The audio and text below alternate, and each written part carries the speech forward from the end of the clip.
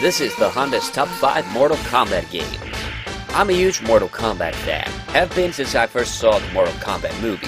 MK is my go-to fighting game series and I always look forward to a new installment. Here are my 5 favorite games from the series. Let's get on with it. At number 5 we have the original 1993 arcade classic. Yes, the first game is my favorite out of the classic 2D installments of the franchise. While MK2 and 3 are a lot more polished in many ways, I really just prefer the simplicity of the original. And sure, while Scorpion and Sub-Zero look a bit derpy, this game just has a lot of character, which makes it stand out from the rest of the franchise. Even with only 7 playable characters, I personally think the game has the most memorable boss duo in Goro and Shang Tsung, and they already had a hidden character in the first installment of the series. And while the roster may be small, the characters are a lot more balanced than in either of the game's immediate sequels. And although I usually say that Mortal Kombat games don't really have great music, I really like the first game's soundtrack, even if it sounds like a total knockoff from Enter the Dragon. Simply put, as primitive and silly as the first game in the series is, I just have a lot of fun with it. At number 4, we have Mortal Kombat vs. DC Universe. I know this game isn't technically canon, but you have to admit that it's pretty freaking awesome. Iconic MK characters going up against DC superheroes and villains. The idea of the game is amazing, and I also love the redesigns of both the MK and DC characters in this installment. The fight arenas could have maybe just stuck to being either MK or DC, but either way, they all look pretty cool.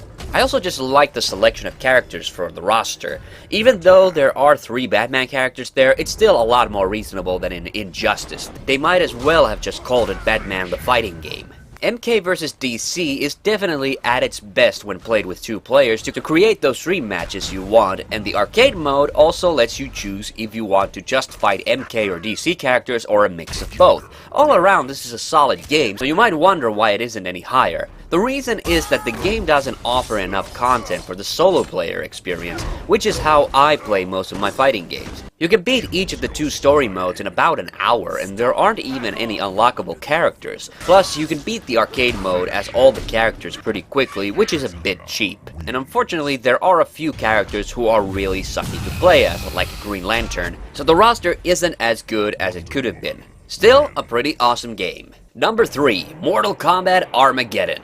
This game divided opinions when it came out, but it was probably one of my favorite early Wii games. Armageddon was the 3rd in the new 3D line of MK games, which started with Deadly Alliance, which is to say that the fighting was amazing, and not to mention, you could choose from practically the entire roster of the whole franchise.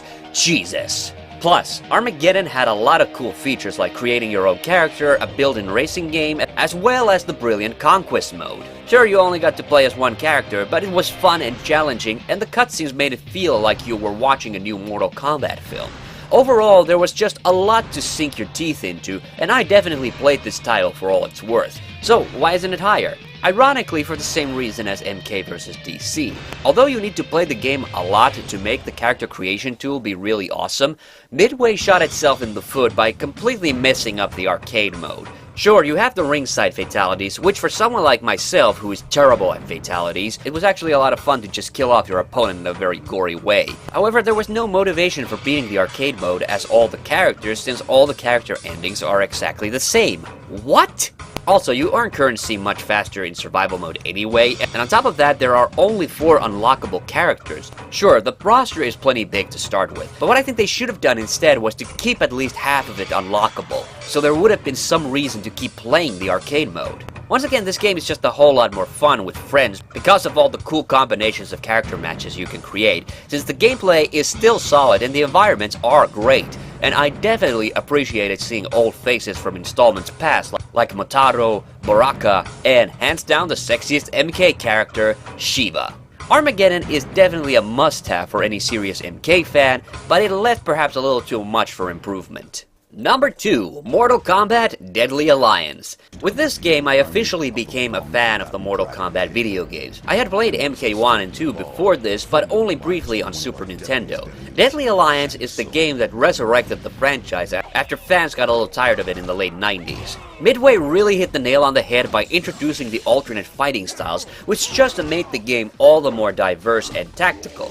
It also gave you a fighting chance against other characters, without needing to cheat by picking Scorpion for that one annoying opponent and lose the next fight intentionally to continue playing as the character you want to beat the arcade mode as. Apart from the great gameplay and, I must say, still the best original characters introduced in a single installment of the series, the reason I enjoyed playing this game so much was because of the crypt. This game was just loaded with unlockable goodies, and that kept me coming back to replay the arcade mode over and over again. Whether it was funny videos, comics, cool concept art, new characters, or just alternate costumes. This, in my view, was the #1 reason this game beats the snot out of most of the other installments. The knowledge that you'll probably get something awesome for playing it. Sure, the currency system could have been a bit simplified, and if it's an MK game, you can almost be certain that there are some annoying graphic glitches here and there.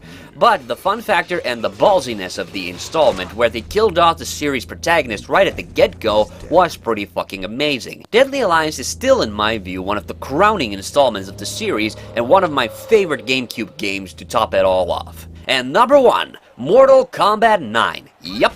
The newest installment of the MK franchise is, in my view, easily the best game of the series. Now, don't get me wrong, I had a lot of misgivings about the game before it came out. The fact that it was going to be 2.5D and not proper 3D like the previous games, and that it was also technically a reboot of the franchise. But in all honesty, former Midway, now NetherRealm Studios, did a bang-up job with this installment, making it easily the most polished, well-programmed, and balanced installment of the series up till now. The game revisits familiar locations, but also includes the entire roster of the first 3 games. The gameplay is solid and nifty, and the story mode is fantastic. It's long and you get to play an interesting selection of characters. You get to see them interact in amazing ways, and you'll see things you never expected to see in a Mortal Kombat title. Really, whatever flaws I can point out with the game are really minor to say the least, and there's just so much more unlockable content in this installment than some of its predecessors. It's almost on par with Deadly Alliance. Not quite, but the gameplay is fun and well made. If you're ever going to play just one MK title, make sure it's this one. And that's all from me for now. I'm Hanno the Honda Mäkinen. See you on the next one!